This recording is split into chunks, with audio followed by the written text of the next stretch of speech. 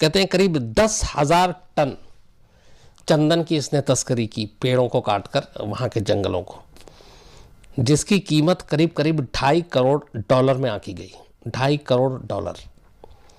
और सिर्फ हाथी के दांत से इसने जो पैसे कमाए वो करीब करीब कहते हैं कि $30 लाख, जो आइवरी का इसने, जिसके लिए 2000 हाथियों को मारा। तो 2000 हाथियों को मारना, करीब 10,000 टन चंदन की तस्करी, 184 इंसानों की जान लेने वाला, जिसमें ज़्यादातर पुलिस और फॉरेस्ट डिपार्टमेंट के लोग, और जो छलावा बना हुआ पुलिस के लिए, उस शख्स को पकड़ने के लिए, उस शख्स को मारने के लिए 2-2 राज्यों को मिलकर स्पेशल टास्क फोर्स बनानी पड़ी थी। अब वीरप्पन की जो पूरी कहानी है वो कहानी शुरू होती है करीब आप मान के चलिए 70 में, इसलिए कि 1952 में वीरप्पन पैदा होता है और इसकी पैदाइश जो होती है वो एक गोपीनाथम जगह है तमिलनाडु और कर्नाटक, वहाँ पे सीमा में। तो वहाँ पे इसकी पैदाइश हुई थी, एक चरवाहे परिवार में जन्मा और इसके बचपन का नाम था कूज मुनिस्वामी वीरप्पन, लेकिन बाद में फिर ये वीरप्पन नाम से ही कुख्यात हुआ। चरवाहे परिवार का था, जंगल में ही रहता था, तो अपने बाप के साथ ये छोटे मोटे काम किया करता था। लेकिन 17 साल की उम्र में इसने पहली बार क्राइम किया और ये जानवरों को मारने लगा, तस्करी करने लगा। फिर फॉरेस्ट डिपार्टमेंट से झगड़ा हुआ तो कहते हैं 17 साल की उम्र में इसने पहला कत्ल किया। और उसके बाद कत्ल करने के बाद फिर ये धीरे धीरे जो छोटे मोटे तस्कर थे जंगलों में, चंदन तस्कर, हाथी दांत के तस्कर, ये उनके साथ जुड़ता गया और फिर ये बहुत शॉर्ट टेम्पर, गुस्से वाला। उसके बाद धीरे धीरे इसने अपनी जगह ऐसी बना ली कि फिर इस पूरे जंगल में, जो चाहे तमिलनाडु का जंगल हो या फिर कर्नाटक या केरल की पूरी सीमा में, धीरे धीरे इसने सारे गैंग को ख़त्म कर दिया और बस एक छत्र राज सिर्फ और सिर्फ वीरप्पन का बचा। उसके बाद इसने शुरुआत में 100 लोगों की अपनी एक पूरी गैंग तैयार की। 100 लोग थे इसके गैंग में शामिल। 100 लोगों के साथ मिलकर इसने शुरुआत में चंदन तस्करी, हाथियों को मारना। कहते हैं कि इसका निशाना इतना सही था और जो हाथी को मारता था, तो हाथी को मारने के लिए इसके गैंग के लोग नहीं बल्कि ये खुद गोली चलाता था। और इसका हमेशा ये होता था कि हाथी की पेशानी के ठीक सेंटर में, बीच में गोली वहाँ लगी। तो इसने जितने हाथियों को मारा उनमें से ज़्यादातर की गोली ठीक पेशानी के बीच में लगी है।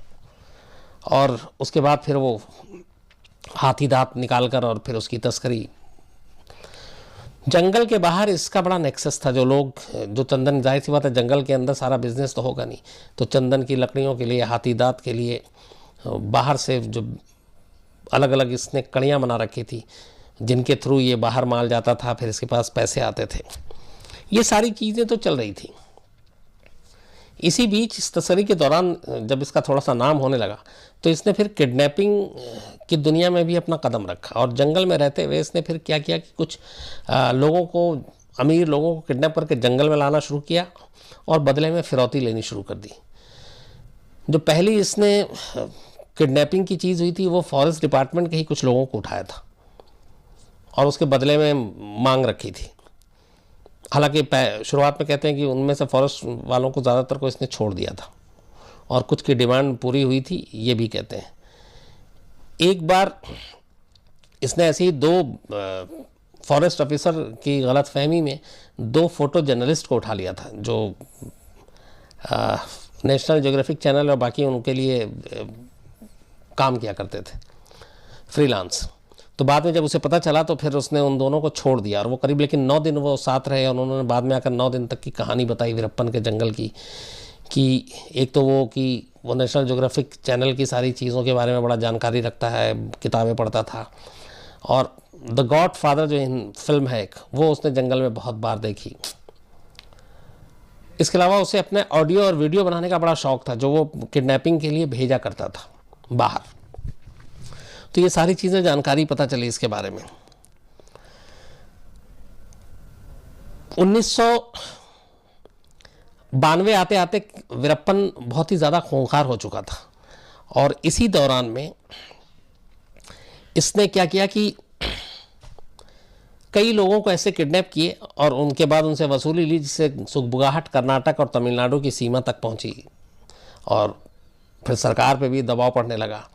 ये चीज़ें चल ही रही थी कि तभी 9 अप्रैल 1993 को इसने 2 फॉरेस्ट अफसर के लोगों को मारा था। तो उसके बदले में फिर पुलिस जो है वो एक्शन के मूड में आ गई। 2 बसों में पुलिस की टीम जंगल में जाती है, उन्हें पता चलता है कि वीरप्पन वहाँ पे है और उसको गिरफ्तार करने के लिए। लेकिन वीरप्पन के बारे में ये था कि जंगल शायद उसका घर था, वो एक एक चीज़ से वाकिफ़ था। उसके बारे में 2-3 चीज़ें और हैं कि वो कई पक्षियों के, परिंदों की आवाज़ बहुत सेम टू सेम निकालता था। यहाँ तक कहते हैं कि जंगल के पेड़ के पत्ते की सरकने की आवाज़ से वो समझ जाता था कि कौन आ रहा है और किधर से आ रहा है। यहाँ तक कि ये भी कहते हैं उसके बारे में कि पेड़ के पीछे से कौन सा परिंदा इस तरफ आने वाला है, वो सिर्फ पत्ते के सरकने की आवाज़ और उसकी आवाज़ से वो पहले से पता कर लेता था। वो इतना इन चीज़ों में ज़्यादा मास्टर हो चुका था। तो 9 अप्रैल 1993 को करीब 2 बसों में 22 पुलिस वालों की टीम इसको पकड़ने के लिए जाती है और लेकिन पता चल चुका होता है। तो हर जगह इसने लाइन माइन बिछा रखे थे, बारूद। तो जब जहाँ पे ये पहुँचती है दोनों बसें, उसके बाद ये ब्लास्ट कर देता है, एक बस बिल्कुल हवा में, और इस हादसे में 22 पुलिस वाले मारे जाते हैं। ये पहला मेजर सामूहिक हत्याकांड था वीरप्पन का 9 अप्रैल 1993 को। इस हत्याकांड के बाद कर्नाटक, तमिलनाडु दोनों स्टेट में बहुत हंगामा होता है। अब ये होता है कि बहुत हो गया, अब इसको किसी तरह पकड़ना चाहिए। इस दौरान में इसको पकड़ने के लिए तमिलनाडु और कर्नाटक दोनों एक स्पेशल टास्क फोर्स भी बना चुकी है, वो इसके पीछे लगी रहती है। तभी फिर एक बार वीरप्पन पकड़ा भी जाता है। इस टास्क फोर्स के बनाने के बाद वीरप्पन एक बार गिरफ्तार होता है और 3-4 दिन तक पुलिस के पास रहता है, जंगल के अंदर। पर उस वक्त पुलिस का छोटा सा हमला और दस्ता था। वहाँ पे जब ये गिरफ्तारी में रहता है पुलिस के, तो एक दिन अचानक ये कहता है कि सर में बहुत तेज़ दर्द है, तेल चाहिए, तेल लगाने के लिए। तो पुलिस वाले भी उसको कहते हैं कि ठीक है, अच्छा जंगल के अभी अंदर है बहुत, तो उनके पास तेल था, वो इसको तेल दे देते हैं। वो तेल अपने वो दोनों हाथों में और कलाइयों में लगाता है और थोड़ी देर के बाद उन्हीं तेल की वजह से उसकी हथकड़ी जो है वो बाहर आ जाती है और वो हथकड़ी आज़ाद और वीरप्पन गायब। तो एक ही बार वीरप्पन आज तक पकड़ा गया था 90s में, और उसके बाद वो पुलिस वाले को चकमा देके भाग गया। इसके बाद फिर वीरप्पन की इस भागने के बाद बहुत ज़्यादा पुलिस वालों के ऊपर भी प्रेशर आता है और वीरप्पन धीरे धीरे अब अपना साम्राज्य भी बढ़ा रहा है। 1991 में फिर ये मुथु लक्ष्मी नाम की एक किसी की बिरादरी की महिला थी जिससे ये शादी करता है। उसके बाद इसकी 3 बेटियां होती हैं। कहते हैं कि जब तीसरी बेटी हुई थी तब ये जंगल में था और वो एकदम मतलब कुछ ही दिन हुए थे उस बच्ची को पैदा हुए। तो हमेशा पुलिस और एसटीएफ इन सब की रेड वेड चलती रहती थी। तो रात में जब बच्ची रोती थी तो रोने की जंगल में आवाज़ बहुत दूर तक जाती है। तो 1-2 बार ऐसा हुआ कि इसके बच्ची के रोने की वजह से इसे लगा कि यहाँ पे पुलिस उस तक पहुँच सकती है और वो पकड़ा जा सकता है। वीरप्पन ने अपने हाथ से सिर्फ ये कि पुलिस तक इस बच्ची के रोने की आवाज़ ना जाए, उस बच्ची का गला घोट कर मार डाला, अपनी ही बेटी को, जो उसकी तीसरी बेटी थी। 2 बेटियाँ उसकी अभी भी हैं। तो ये भी उसके एक बारे में कहानी है। तो खैर इसका ये सारी चीज़ें चलती रही। इसका धीरे धीरे ये हर राज्य में लोगों की किडनैपिंग और तस्कर के नाम पे। लेकिन तब पानी सर से ऊपर उठ गया जब सन 2000 में कर्नाटक के बहुत बड़े फिल्म स्टार राजकुमार, उनका किडनैप हो गया और उनको किडनैपिंग जो है वो जंगल के पास ही उनका एक घर था जिसके वो घर के गृह प्रवेश के लिए गए थे ओपनिंग के लिए, और वीरप्पन को पता था, वीरप्पन उठा कर ले गया। पूरे 108 दिन तक राजकुमार वीरप्पन के कब्जे में रहे। उस वक्त तमाम मीडिया में भी खबरें, और चूँकि राजकुमार का कद बहुत बड़ा तो कर्नाटक की जनता भी गुस्से में आ गई, तमिलनाडु भी, केरल में भी, क्योंकि हर जगह फिल्में देखी जाती थी। और पुलिस, एसटीएफ सबके ऊपर प्रेशर, वहाँ के मुख्यमंत्री के ऊपर प्रेशर। तो बहुत कोशिश की गई। तब ये था कि उसने बहुत लंबी चौड़ी डिमांड रखी, कुछ अपने साथियों को जेल में जो छोड़ने की, कुछ कावेरी का भी, वो तो पॉलिटिक्स में कि कावेरी की नदी का हिस्सा पानी कितना मिलना चाहिए, और साथ में कहते हैं कि फिर उसने बहुत सारे पैसे की मांग की थी, लेकिन ये बात बन नहीं रही थी। लेकिन नेगोशिएशन कैसे हो, तो फिर बाद में बातचीत के लिए एक वहाँ के नकीरन मैगज़ीन आती है, एक अखबार, उसके एडिटर आर गोपाल, उन्होंने मध्यस्थता की, जाकर बात की वीरप्पन से, और 108 दिन के बाद राजकुमार सकुशल लौट आते हैं, बिना किसी नुकसान पहुंचाए हुए छोड़ दिया जाता है। कहते हैं कि राजकुमार की रिहाई के बदले में सरकार ने तब 50 करोड़ रुपए वीरप्पन को दिए थे, और इसीलिए रिहाई हुई। तो ये एक मामला था जिसकी वजह से फिर बहुत ज़्यादा छीछालेदर हुई थी सरकार की, और राजकुमार जैसे कद के लोगों का अपहरण करना, वो भी तो इस इंसिडेंट के बाद एसटीएफ पे भी उंगली उठी कि आपके गठन हुए तब तक 8 साल हो चुके थे, आप कुछ नहीं कर पा रहे हो। एसटीएफ लगातार प्रेशर में, कई बार एसटीएफ को जानकारी मिली, एसटीएफ पहुंची, ऑपरेशन नाकाम, वीरप्पन पकड़ा नहीं जा रहा है। इसी दौरान 2002 में राजकुमार की किडनैपिंग के ठीक 2 साल के बाद एक एच नाकप्पा, जो कर्नाटक के पूर्व मंत्री थे, पूर्व कृषि मंत्री थे, उनको वीरप्पन उठा लेता है, और उठाने के बाद फिर वही जंगल उसका घर। अब जब कर्नाटक के पूर्व मंत्री को उठाया जाता तो फिर हंगामा होता है। इसके बाद अपना एसटीएफ सारे घोड़े दौड़ा देती है, जितने भी मुखबिर, सारे लोगों से सबसे बातचीत होती है। 1-2 जानकारी मिलती है कि वहाँ हो सकते हैं, एसटीएफ बाकायदा ऑपरेशन करती है, लेकिन ऑपरेशन नाकामयाब हो जाता है, और जो पूर्व मंत्री नागप्पा वो भी नहीं मिलते, और वीरप्पन वहाँ से निकल लेता है लेकर। तो उधर उसने कुछ पैसे की डिमांड की, वो हुई नहीं, ऊपर से एसटीएफ ने ऑपरेशन कर दिया, तो वीरप्पन गुस्सा हो गया, और कहते हैं कि इसके बाद जिस दिन ये ऑपरेशन हुआ था, उसके 3 दिन के बाद पूर्व मंत्री नागप्पा की लाश जंगल में एक नदी किनारे पड़ी हुई थी, जिसको जाकर एसटीएफ ने उठाया। तो वीरप्पन ने, पुलिस के इसकी बातचीत चल रही थी और फिरौती देने की बजाय पुलिस ने ऑपरेशन किया। इस वजह से पूर्व मंत्री को किडनैप करने के बाद मार डाला। इस इंसिडेंट के बाद, नागप्पा के मरने के बाद 2002 में कर्नाटक सरकार इतने ज़्यादा परेशान थी वीरप्पन को लेके कि वीरप्पन की गिरफ्तारी पे 50 करोड़ रुपए का इनाम रख दिया था, और एसटीएफ को खुली छूट थी, लेकिन फिर भी कुछ सुराग कोई मिल नहीं रहा था। अच्छा, वीरप्पन का ये था, पकड़ना मुश्किल इसलिए था कि जिस जंगल में वो रहता था, एक तो 3 स्टेट, अगर कर्नाटक की पुलिस एसटीएफ उसके पीछे पड़ती तो वो जंगल पार करके तमिलनाडु में पहुंच जाता, तमिलनाडु की पुलिस ज़्यादा वो करती तो वो केरल में पहुंच जाता, वो पूरे जंगल की सीमा जो है वो एक, तो वो भी मुश्किल थी। शुरुआत में तो ये भी था कि स्टेट आपस में ही लड़ पाती थी कि आप हमारे सीमा में कैसे दाखिल हुए, कर्नाटक वाले तमिलनाडु से कहते, तमिलनाडु वाले केरल से कहते। तो इन्हीं चीज़ों को देखते हुए फिर ज्वाइंट ऑपरेशन के लिए एसटीएफ का गठन किया गया था। लेकिन तब भी मुश्किल ये थी कि जंगल का रास्ता नहीं मालूम, जंगल में कहाँ ये नहीं मालूम, जो लोग हैं, सबसे बड़ी बात है, वो पुलिस की मदद नहीं कर रहे थे, और जो इसका अपना गांव था गोपीनाथन, वहाँ के लोग पूरी तरह से वीरप्पन के साथ, अब या तो डर के मारे, या ये भी है कि वीरप्पन उनकी मदद करता था, पैसे देता था, और जहाँ उसे पता चलता था कि इन लोगों ने गद्दारी की है, पुलिस के साथ मिले हुए, उन्हें सीधे सीधे सजा देता था। तो ये चीज़ें तो चल ही रही थी। एक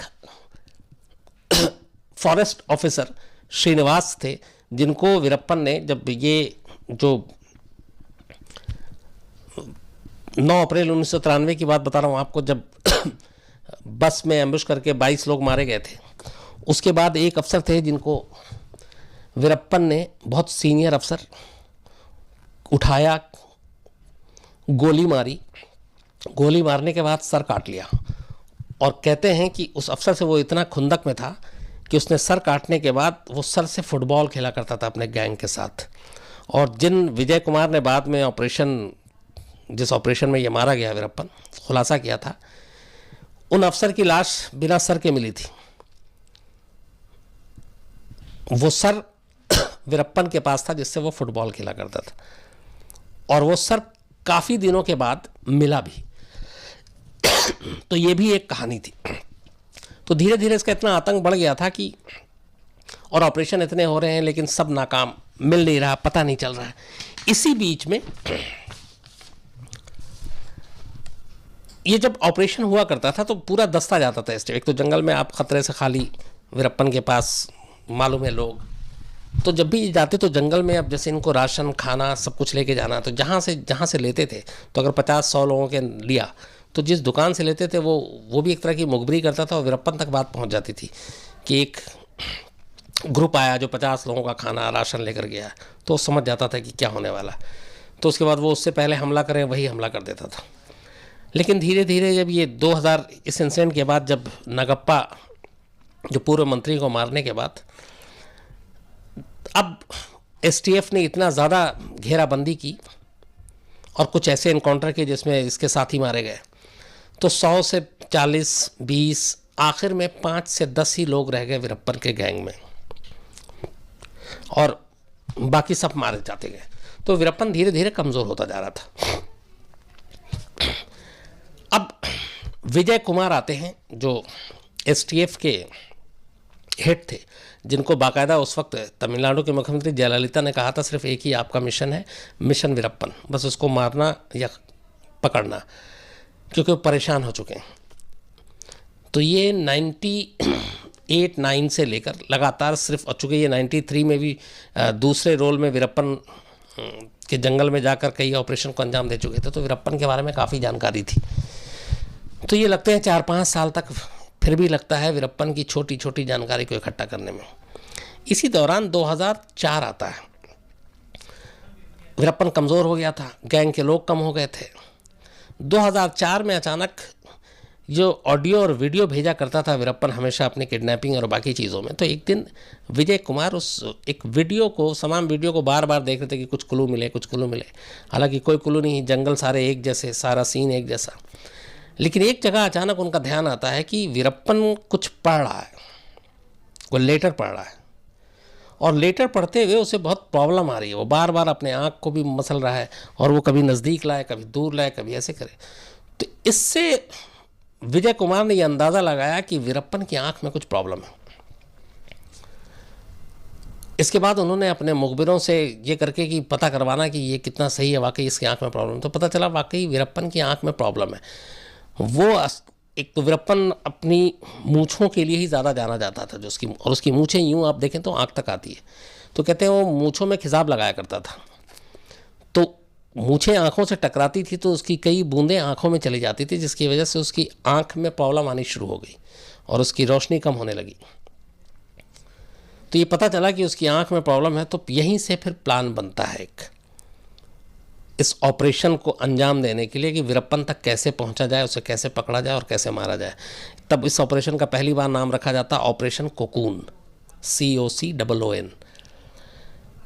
सिर्फ एक आँख के वीडियो के बाद ये आइडिया कि कैसे पकड़ना है, कैसे घेरना है। इसके बाद वीरप्पन के उन जगहों को चिन्हित किया जाता है, आइडेंटिफाई किया जाता है जहाँ पे वीरप्पन अब सिमट कर रह गया। एक एम्बुलेंस तैयार किया जाता है, और वो एम्बुलेंस ये था कि मेडिकल के लिए, और ये वो, और उस एम्बुलेंस को जो ड्राइवर और जो एक और बंदा, ये दोनों एसटीएफ के, फिर एसटीएफ के कुछ लोगों को छोड़ा जाता है आम लोगों की तरह उस बनकर, वो सारी अपनी जानकारी दे रहे थे। प्लानिंग ये थी कि वीरप्पन को जंगल से निकल के जिस भी डॉक्टर तक उसको जाना है, क्योंकि उसके अपने सारे थे, उसके शहर में भी जाता था, वो डॉक्टरों से भी उसकी जान पहचान थी अपने ख़ास, लेकिन कौन डॉक्टर क्या ये किसी को नहीं मालूम। बट ये था कि उसे जंगल से निकलना है, और जंगल से निकलकर उसको डॉक्टर के पास जाना है। तो ऐसा चारा फेंका जाए कि वो जंगल से निकले, तो कैसे निकले। तो उसमें हुआ कि एक एम्बुलेंस तैयार किया गया, और उस एम्बुलेंस को घुमाया गया वहाँ कई दिनों तक यूँ ही, ताकि अगर वो मुखबिरी भी करे वीरप्पन के लोग, तो ये आइडिया हो जाए कि हाँ ये एम्बुलेंस जेन्युइन है, लोगों की मदद करता है, सरकार की तरफ से सेवा करता है, इसमें कोई चाल नहीं है। जबकि उसका ड्राइवर और उसका एक अटेंडेंट दोनों एसटीएफ के लोग। तो इसे जाना था सेलम, जहाँ पे इसको इलाज कराना था। ये बात पता चली किसी मुखबिर से। तो एक दिन एम्बुलेंस पे बाकायदा सेलम लिखा गया, लेकिन पुलिस की गलती से ये बात में विजय कुमार जो इसके इंचार्ज थे उन्होंने माना भी, बड़ी फ़नी गलती थी। सेलम की जगह सालेम लिखा गया था, SALEM, जबकि होना था SELM। लेकिन खैर वो ध्यान नहीं दे पाया, वो भी वीरप्पन भी। 18 अक्टूबर को शाम के बाद ये एम्बुलेंस ऐसी घूम रही थी। वीरप्पन के लोगों ने तब तक उसे बता दिया था कि यहाँ पे ऐसे ऐसे एम्बुलेंस है, तो उन्होंने कहा ठीक इसी एम्बुलेंस से हम निकलेंगे और वहाँ तक पहुँचेंगे। अब वीरप्पन और उसके साथ 3 साथी इस एम्बुलेंस में आके बैठते हैं और वो ड्राइवर और उसको एम्बुलेंस का स्टाफ समझते हैं। एम्बुलेंस चल पड़ती है जंगल में। इसे पता था ड्राइवर को कि जिस रूट पे ये घूम रहा है वहाँ पे एम्बुलेंस को कहाँ पे रोकना है और कितनी जल्दी भागना है, क्योंकि ये था कि जैसे ही एम्बुलेंस रुकेगा, एम्बुलेंस रुकने के बाद एसटीएफ के लोग वहीं पे मौजूद होंगे क्योंकि सिग्नल है, उसको वहीं पे ब्रेक एक ख़ास जगह पे रोकना था और फिर उसे भागना था, क्योंकि उसके बाद टाइम नहीं है वरना गोलियां चलनी शुरू हो जाएंगी। तो एक जगह पर जाकर एकदम पूरी स्पीड में अचानक वो पूरी तेज़ी से ब्रेक मारता है, इतनी तेज़ी से ब्रेक की पहिया से धुआं निकलने लगता है। ब्रेक मारते ही वो ड्राइवर सीट से उछलता है और भागता है और जो अटेंडेंट था वो इधर भागता है। तब तक ये लोगों को कुछ समझ ही में नहीं आता है, जो वीरप्पन और बाकी लोग हैं। अब इसमें 2 वर्जन है। एक ये कि उन दोनों के भागने के बाद पुलिस चैलेंज करती है कि आप लोग सरेंडर कर दो जो भी हो, लेकिन अंदर से गोली चलने लगती है, जवाबी गोली चलती है। दूसरा वर्जन ये है कि जैसे ही ड्राइवर उतरा, अटेंडेंट उतरा, गोलियां चलनी शुरू हो जाती ताबड़तोड़। और वो जो गोलियां चलती हैं तो इधर से भी कहा जाता है कि गोली चलती है। कुल 338 राउंड फायरिंग की गई उस एम्बुलेंस के ऊपर, 338 राउंड एसटीएफ की तरफ से। करीब 20 मिनट के बाद जब ये फायरिंग वायरिंग होती है रुक रुक कर सब कुछ, 20 मिनट के बाद जब एम्बुलेंस में बिल्कुल खामोशी छा गई, उधर से अब कोई जवाबी गोलीबारी नहीं हुई, तो एसटीएफ के लोग अंदर पहुंचते हैं। अंदर में 4 लाशें थीं, 3 वीरप्पन के साथी की और 1 वीरप्पन की। और वीरप्पन को थोड़ा पहचानने में पहले जब वो अफसर पहुंचा तो वो भी थोड़ा, उसे लगा कि गलत आदमी को मार दिया, क्योंकि उसने वीरप्पन को पहचान ही नहीं पाया। वीरप्पन की पहचान उसकी मूछें थी और उस दिन वीरप्पन ने बहुत छोटी मूछें रखी हुई थी। उसकी वजह ये थी, आप वो तस्वीर में भी देख सकते हैं, ताकि वो उसको पहचान ना सके, उसको इलाज के लिए जाना था। लेकिन 338 राउंड गोलियों में से सिर्फ 3 गोली वीरप्पन को लगी थी, सिर्फ 3, जबकि वो बुलेट प्रूफ एम्बुलेंस नहीं था। पुलिस का कहना है 1 गोली उसकी आंख में लगी थी, 1 सर में लगी थी और 1 पीछे की तरफ। इसलिए उसका 1 आंख जो है वो बिल्कुल सिर्फ गड्ढा है, आंखें हैं नहीं। उसके बाद फिर विजय कुमार हैं, वो आते हैं, वहीं पे धर्मपुरी हॉस्पिटल है, वहाँ ले जाया जाता है। और जब ये कंफर्म हो जाता है कि यही वीरप्पन है, तो विजय कुमार जो पहला कॉल करते हैं वो जयललिता को करते हैं और कहते हैं कि उस वक्त चूँकि ये रात का वक्त हो गया था, तो जयललिता की जो भी पीए हैं वो फ़ोन उठा के कहते हैं कि मैडम अब सोने की तैयारी कर रही। तो उनका ये कहना था कि एक बार अगर आप मेरी बात करा दें तो शायद ये खबर सुन के उनको अच्छी नींद आएगी। तो फिर बात कराया, तब इधर से कहा गया था सिर्फ कि वीरप्पन केस इज़ क्लोज्ड। तो जयललिता बहुत खुश हुई थी। उन्होंने कहा था कि जब से मुख्यमंत्री बनी हूँ ये पहली अच्छी खबर तुमने सुनाई है। तो ये इस तरह से वीरप्पन का खात्मा हुआ। लेकिन अब इसका पार्ट 2 है। दूसरा ये है, जिसको लेके बाद में बहुत हंगामा भी हुआ, कि वीरप्पन को एक्चुअली इस एम्बुलेंस में बैठाकर ले जाया जा रहा था और इनकाउंटर में उसकी मौत हुई। ये थ्योरी गलत है। दूसरी कहानी ये है कि एसटीएफ ने, चूँकि वीरप्पन का गैंग कमज़ोर हो गया था, सिर्फ उसके साथ 5 से 10 लोग थे, तो उसी जगह पे धर्मपुरी के आसपास ही वीरप्पन को एसटीएफ ने पहले ज़िंदा गिरफ्तार कर लिया था। गिरफ्तार करने के बाद करीब 2-3 दिन तक एसटीएफ ने उसको अपने पास रखा, उसको काफ़ी टॉर्चर किया। ये भी है कि उसकी 1 आँख निकाल ली बदला लेने के लिए, और फिर उसकी बॉडी पे पूरा बाम वाम लगाकर, और तब वो एम्बुलेंस में रखा गया और फिर मीडिया को दिखाया गया और फिर तस्वीरें खिंचवाई गई। ये दूसरी कहानी है। लेकिन एसटीएफ शुरू से इस बात का इनकार करती है। एसटीएफ ने कहा कि हमने पूरा मौका दिया था वीरप्पन को, लेकिन वीरप्पन ने सरेंडर नहीं किया और जवाबी फायरिंग में हमें जो गोली चलानी पड़ी थी उसकी वजह से वीरप्पन की मौत हुई।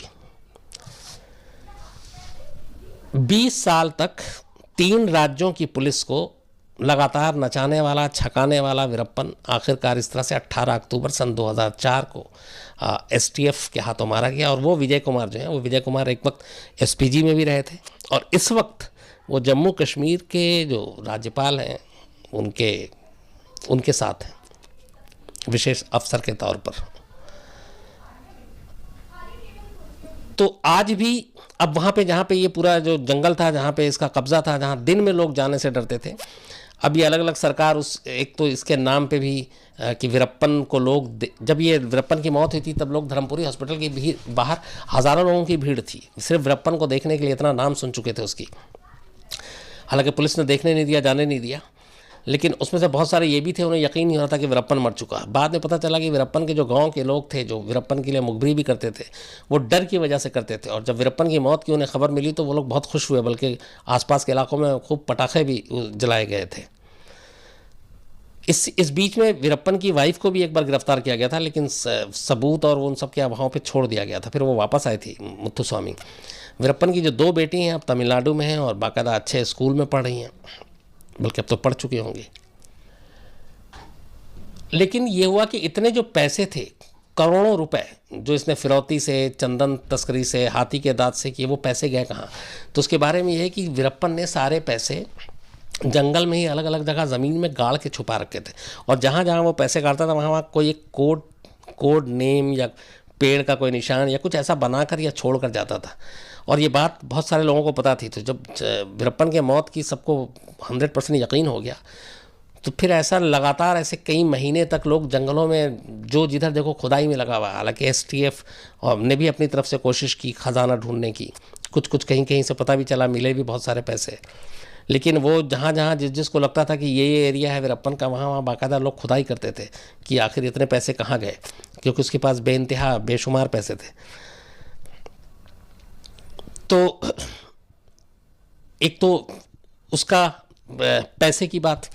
दूसरी चीज़ जो थी, वीरप्पन के बाद अब उस इलाके में जहाँ जहाँ ये था, अब सरकार जो उसको ऐसे डेवलप कर रही है कि इस जंगल को एक टूरिस्ट प्लेस की तरह पे वहाँ रिजॉर्ट बनाने के लिए और टूरिस्ट को बुलाने के लिए अलग अलग चीज़ें की जा रही हैं ताकि आएँ। और एक तो वीरप्पन के नाम पे वैसे ही आकर्षण का केंद्र हो जाता है, तो वो भी कोशिश चल रही है।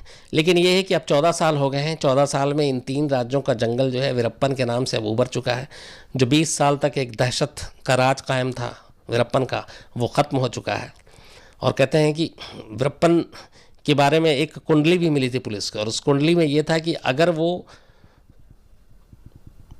60 साल जी लेता है तो उसके बाद 78 साल से पहले नहीं मरेगा। ये पुलिस के हाथ में 2001 में उसकी एक कुंडली लगी थी, जो उसके अपने ही जो जिस वंश से आता था उन्होंने तैयार किया था, खास पंडित ने। लेकिन ये 52 साल की उम्र में ही मर गया, तो इसलिए 78 साल तक एसटीएफ या पुलिस को इसको और झेलने की नौबत नहीं आनी पड़ी। तो ये थी कहानी। और